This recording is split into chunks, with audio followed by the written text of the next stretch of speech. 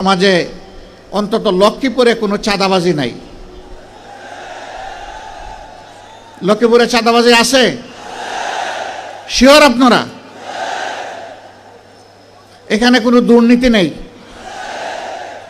এখানে কেউ কোনো কিছু অন্যায়ভাবে দখল করে না? এই সবগুলো আছে।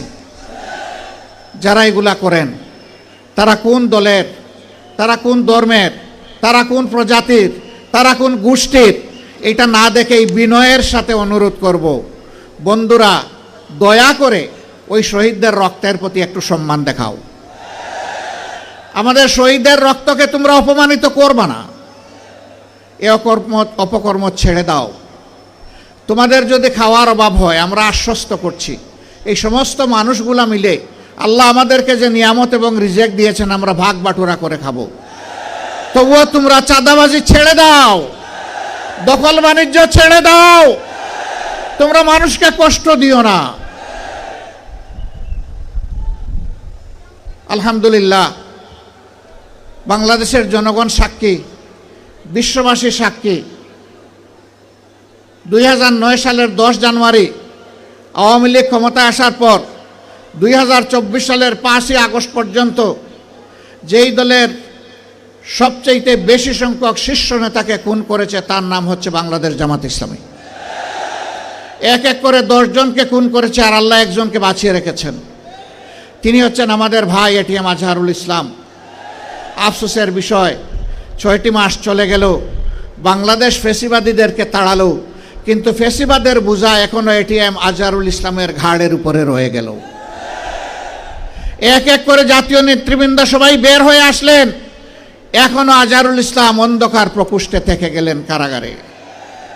তাই আমি মনের কষ্ট নিয়ে সেদিন বলেছি যে আজহার ভাইকে ভিতরে রেখে আমি আর বাইরে থাকতে চাই না। আমি সরকারকে অনুরোধ করেছি আগামী 25 তারিখ আমি স্বেচ্ছায় নিজেকে আইন শৃঙ্খলা বাহিনীর হাতে তুলে দিয়ে বলবো, আমাকে গ্রেপ্তার করুন এবং আমাকে কারাগারে পাঠান। যেদিন আজহারুল ইসলামের মুক্তি হবে তার পরের দিন আমার মুক্তিটা দিয়েন। 13টি বছর কারাগারের অন্ধকার প্রকোষ্ঠে দুকে দুকে জীবনের সাথে তিনি লড়াই করছেন। এই সময়টা প্রিয়তমা সহধর্মিণীকে তিনি হারিয়েছেন। এই সময়টা তার পরিবার ছিন্ন ভিন্ন হয়ে গিয়েছে। সেই মানুষটার উপরে আর জুলুম করবেন না, দয়া করে তাকে এখনই মুক্তি দেওয়ার ব্যবস্থা করুন। যদি মুক্তি না দেন, বাংলাদেশ জামাতে ইসলামীকে সরাসরিভাবে আককরি করতে এই দেশের 3 কোটি প্রাপ্তবয়স্ক মানুষ সমর্থন করে এই 3 কোটি মানুষকে জেলে নেওয়ার জন্য প্রস্তুত হয়ে যান।